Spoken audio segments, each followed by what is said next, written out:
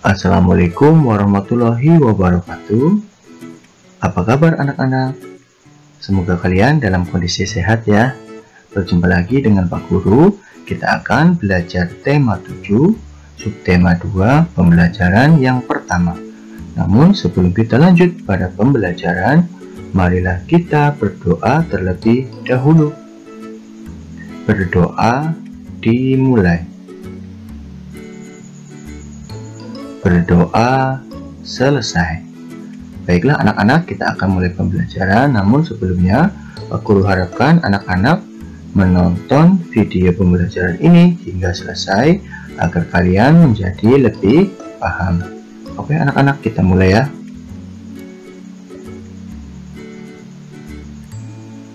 Apakah kamu memiliki seorang pemimpin idola? Siapa pemimpin idolamu? Apa yang telah diperbuatnya sehingga ia dijadikan pemimpin idolamu?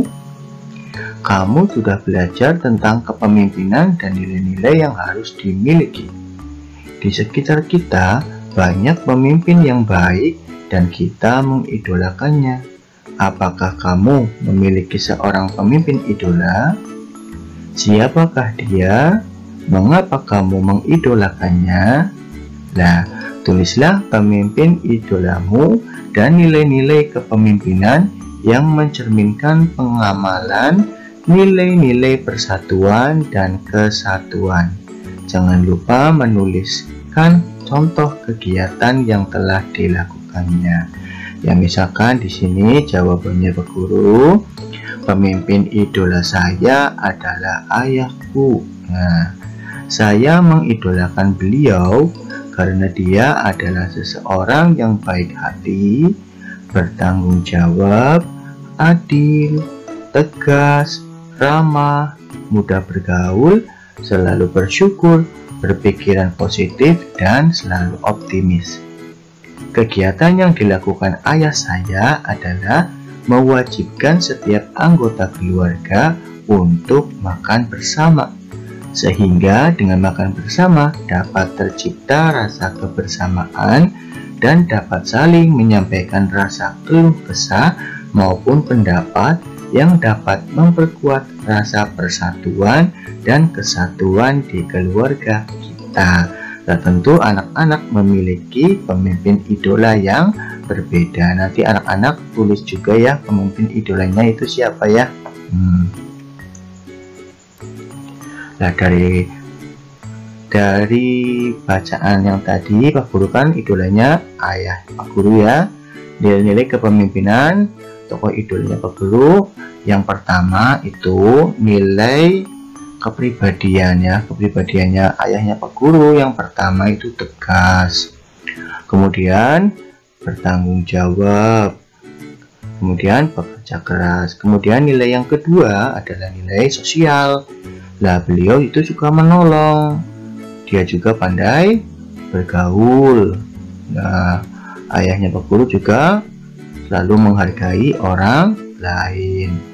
Nilai yang ketiga yaitu adalah nilai religi atau nilai keagamaan.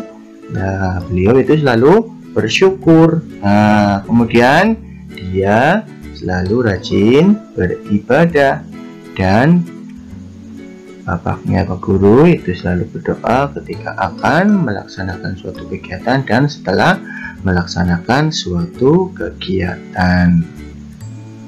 Nah, ini ya, yang namanya pemimpin itu bidangnya bermacam-macam, bisa dari bidang politik, sosial, ekonomi, budaya, dan pendidikan. Dan nanti di sini anak-anak diminta untuk menuliskan nama pemimpin idolanya, kemudian posisinya itu sebagai apa, kemudian dicentang ya atau di checklist kira-kira bidang dari idolanya itu bidangnya di bidang apa. Nah, nanti kira-kira prestasinya apa, dan nanti anak-anak tulis ya. Nah, ditulis di buku tulis masing-masing. Misalkan contohnya ini ada nama pemimpin idolanya, namanya Soeharto. Nah, Soeharto posisinya sebagai apa? Oh, posisinya sebagai guru. Nah, berarti kalau guru bidangnya apa? Politik, sosial, ekonomi, budaya, atau pendidikan. Nah, kalau guru berarti apa? Iya, berarti pendidikan. Berarti yang dicentang itu yang bidangnya pendidikan. Kemudian kalian tulis prestasinya apa? Oh, ini berarti seorang guru. Berarti kira-kira apa? Oh iya. Oh, prestasinya membuat program bank sampah sekolah. Nah, nanti anak-anak dapat menuliskan nama pemimpin idola yang lainnya. Jangan lupa untuk tuliskan posisinya dan bidang ya, bidang dan prestasinya juga jangan lupa. Pemimpin idola memiliki nilai-nilai yang terlihat dalam kegiatan kesehariannya. Sebaiknya kita banyak belajar dari para pemimpin yang menjadi pujaan atau idola kita. Kamu bisa menuliskan tokoh idolamu, lembaga tempatnya bekerja, tugas dan manfaat kelembagaan pada tabel berikut. Perhatikan contoh yang ada sebelum mengerjakan tugasmu.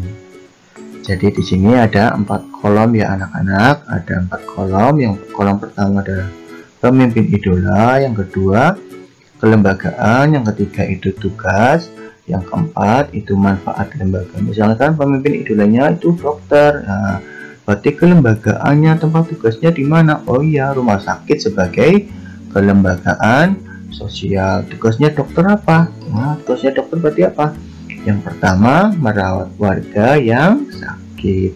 Yang kedua, memberi penyuluhan kesehatan dan seterusnya. Manfaat lembaga, ya, tempat warga berobat. Yang kedua, tempat warga mendapatkan obat dan seterusnya. Nanti anak-anak dapat menuliskan pemimpin idola yang lainnya ya. Nah, di sini ada sebuah bacaan yang berjudul Pamanku Lurah Idola. Nah, perhatikan baik-baik ya. Ini cerita tentang pamanku, Badi namanya. Ia seorang lurah di desanya. Warga biasa memanggilnya dengan sebutan Pak Lurah. Nah, tetapi aku tahu mereka mengenal dekat, hormat, serta sayang kepada beliau. Walau menjabat sebagai lurah, pamanku hidup sederhana. Gaji dan fasilitas yang diperolehnya tidak digunakan untuk kepentingan pribadinya. Rumahnya tetap mungil, sederhana, hanya berlantai semen. Membaca merupakan salah satu cara untuk membuka pintu informasi.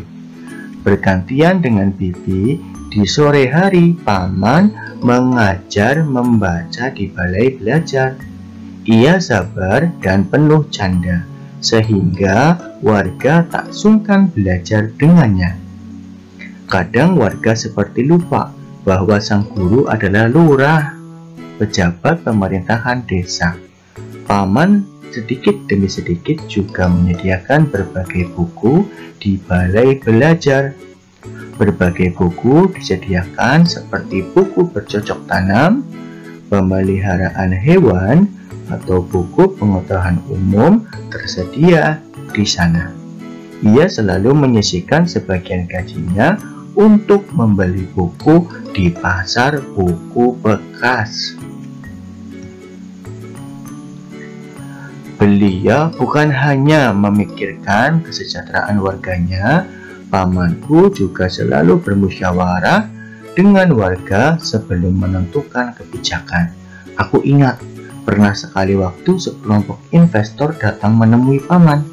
Mereka ingin membangun toko swalayan di desa. Sebagai lurah, paman dapat saja langsung menyetujui. Tetapi paman justru mengumpulkan warga untuk berdiskusi. Dikemukakannya dampak positif dan negatif jika ada toko swalayan di desa mereka. Sebagian besar warga tidak setuju karena khawatir akan mengalahkan usaha kecil warga. Warung dan pasar tradisional akan tersaingi. Tanpa ragu, paman pun menolak rencana pembangunan toko swalayan tersebut. Aku yakin banyak warga yang ingin dipimpin oleh lurah seperti Pak Badi pamanku. Seorang pemimpin yang memilih untuk tidak menjulang tinggi di tengah kesederhanaan warganya. Seorang pemimpin yang memilih untuk berjuang maju bersama warganya. Nah, dari cerita lurahku idolaku itu ada memiliki nilai-nilai persatuan dan kesatuan. Nah, di sini ada nilai-nilai persatuan dan kesatuan ya yang terkandung dalam sila ketiga. Perhatikan nilai-nilai yang dimiliki oleh tokoh pemimpin pada teks bacaan di atas. Sebagai seorang pemimpin, ia sedang mengamalkan nilai-nilai persatuan. Apa yang dilakukannya merupakan wujud dari cintanya terhadap tanah air. Berikut nilai-nilai yang terkandung dalam sila ketiga Pancasila, yaitu Persatuan Indonesia. Yang pertama, satu, sanggup dan rela berkorban untuk kepentingan bangsa dan negara apabila diperlukan. 2. Mengembangkan rasa cinta kepada tanah air dan bangsa. Yang ketiga, mengembangkan rasa kebanggaan berkebangsaan dan bertanah air Indonesia. Yang keempat, mengembangkan persatuan Indonesia atas dasar Bhinneka Tunggal Ika. Yang kelima, memajukan persatuan dan kesatuan bangsa. Nah, lurah idola ya, lurah idola seperti Pak Badi itu ya. Ceritanya Pak Badi seperti tokoh dalam cerita sebelumnya memang dicintai masyarakatnya. Penduduk dengan beragam latar belakang agama, sosial, suku, bangsa, dan budaya dapat bersatu karena seorang lurah yang bekerja keras untuk penduduknya. Sebagai pelajar, kamu pun dapat melakukan kegiatan yang bermanfaat bagi lingkunganmu. Buatlah rencana pidato yang mengajak teman sekolahmu untuk membantu adik kelas atau warga di lingkungan rumah untuk belajar membaca. Susunlah naskah pidato dengan struktur penyusunan pidato yang telah dipelajari sebelumnya. Ingat ya anak-anak, sebelum membuat teks pidato itu harus memahami terlebih dahulu susunannya ya. Teks pidato harus memuat yang pertama salam pembuka. Nah, salam pembuka berisikan kalimat sapaan, selamat pagi, selamat siang, selamat malam, dan lain-lain. Kemudian yang kedua adalah pendahuluan. Pada pendahuluan berarti kita memaparkan topik permasalahan yang akan dibahas. Kali ini kamu akan membahas pengamalan persatuan dan kesatuan di lingkungan, yaitu meningkatkan kualitas warga. Kamu akan membantu adik kelas atau warga di lingkungan rumahmu untuk membaca. Kemudian yang ketiga adalah inti. Inti itu berisikan pembahasan topik secara lengkap. Kalimat ajakan atau bujukan digunakan untuk mengajak pendengar melakukan kegiatan yang diharapkan. Yang keempat, keterangan lengkap tentang topik disampaikan secara rinci. Yang kelima adalah penutup, penyampaian rangkuman atau intisari topik yang telah disampaikan. Kemudian yang terakhir nomor 6 adalah salam penutup, berisi kalimat salam penutup seperti terima kasih. Nah, itulah tadi anak-anak pembelajaran tema 7, subtema 2, pembelajaran yang pertama. Semoga apa yang telah disampaikan oleh Pak Guru dapat bermanfaat bagi anak-anak semua. Tetap semangat dan tetap jaga kesehatan dan tetap semangat belajar. Pak Guru akhiri, wassalamualaikum warahmatullahi wabarakatuh.